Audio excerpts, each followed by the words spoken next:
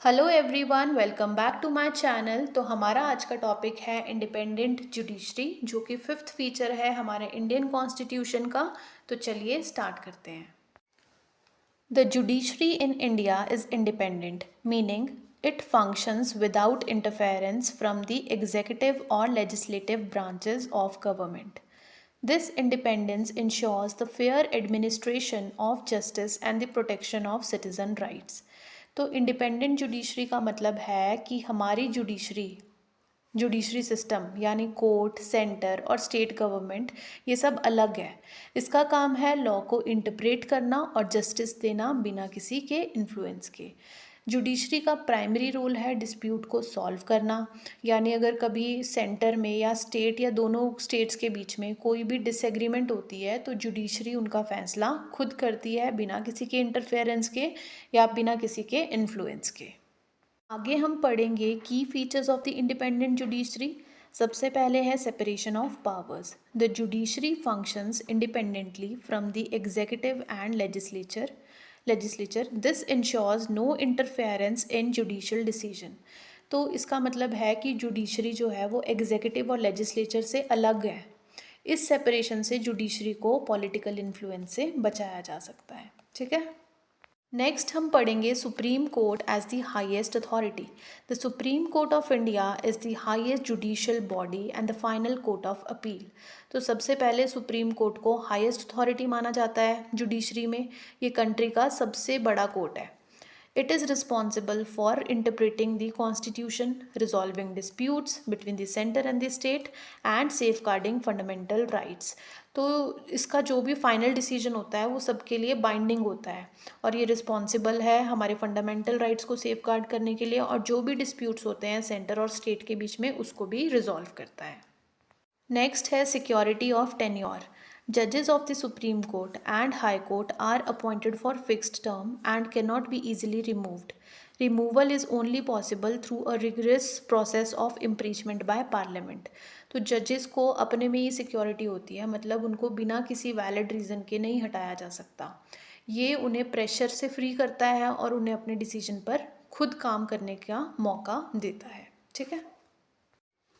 Next है fixed salaries. The salaries, pensions and allowances of जजेस are fixed by law and can not be reduced during their tenure. This ensures they are not influenced by the government. तो supreme court के जजेस की salary जो है वो fix होती है. ये उनकी फाइनेंशियल इंडिपेंडेंस को इंश्योर करता है और उन्हें पॉलिटिकल प्रेशर से दूर रखता है. नेक्स्ट है judicial review. The judiciary has the power to review laws and executive actions to ensure they are in line with the constitution. तो जैसे हमने पहले भी देखा था कि जुडिशियल रिव्यू का कॉन्सेप्ट जुडिशरी को ये पावर देता है कि वो लॉज को अनकॉन्स्टिट्यूशनल भी डिक्लेयर कर सकते हैं. नेक्स्ट है अपॉइंटमेंट ऑफ जजेस. Judges of the Supreme Court and the High Court are appointed by the President of India, but the process involves consultation with senior judges ensuring minimal executive interference. जजेस का appointment process बहुत ही important है. Supreme court के जजेस को appoint करने का काम है वो प्रेसिडेंट के थ्रू ही होता है. The collegium system, a panel of senior judges, plays a key role in judicial appointment. लेकिन इसमें जो है कॉलेजियम सिस्टम का भी रोल होता है. नेक्स्ट है नो रीअपॉइंटमेंट और political influence. Judges cannot be reappointed or elected after their term, so they are not influenced by political pressure for future position. इसका मतलब है कि जजेस को एक बार अपॉइंट करने के बाद उन्हें किसी भी तरह के पॉलिटिकल इन्फ्लुएंस से बचाया जाता है. जजेस को रीअपॉइंट नहीं किया जा सकता, इसलिए वो अपने डिसीजन लेने में फ्री होते हैं. नेक्स्ट है contempt of court. The judiciary has the power to punish those who disobey और disrespect the court, ensuring its authority is respected. अगर कोई भी पर्सन कोर्ट के ऑर्डर को इग्नोर करता है या जजेस की अथॉरिटी का मजाक उड़ाता है तो जुडिशरी उसके अगेंस्ट एक्शन ले सकती है, जिससे क्या है लॉ की रिस्पेक्ट बनी रहे. अब नेक्स्ट हम पढ़ेंगे importance of an independent judiciary. सबसे पहले इसमें है safe guard rights. It protects citizen fundamental rights and ensures that no law or government action violates the constitution. तो इसका मतलब क्या है कि इंडिपेंडेंट जुडिशरी का एक मेन फंक्शन है सिटीज़न के राइट्स को सेफ गार्ड करना। इसका मतलब है कि जब भी गवर्नमेंट या कोई अथॉरिटी सिटीज़न के राइट्स को वायोलेट करती है तो जुडिशरी उनको प्रोटेक्ट करती है। तो जुडिशरी का काम क्या है? उनको प्रोटेक्ट करना।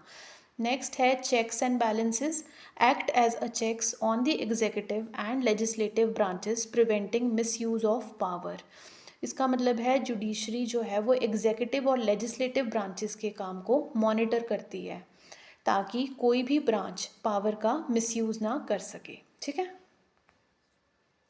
लास्ट है maintain rule of law, ensures that all actions and laws are governed by the law not by arbitrary decisions of the government.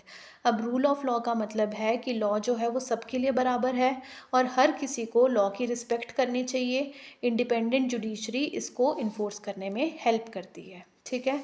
The independent judiciary is crucial in the democracy as it ensures that justice is delivered without bias and maintains the balance of power between different branches of government. तो independent judiciary का ये सारा framework हमारे हमारे democratic setup का ही important part है। ये ना तो सिर्फ जस्टिस इंश्योर करता है बल्कि गवर्नेंस को भी अकाउंटेबल बनाता है। इंडिपेंडेंट जुडिशरी में लोगों को अपने राइट्स को प्रोटेक्शन अपने राइट्स के लिए प्रोटेक्शन मिलती है और सोसाइटी में रूल ऑफ लॉ भी इस्टेब्लिश होता है। ठीक है। तो आज के लिए बस इतना ही। अगर आपको वीडियो अच्छी लगे तो please don't forget to like share और subscribe my channel. Thank you so much.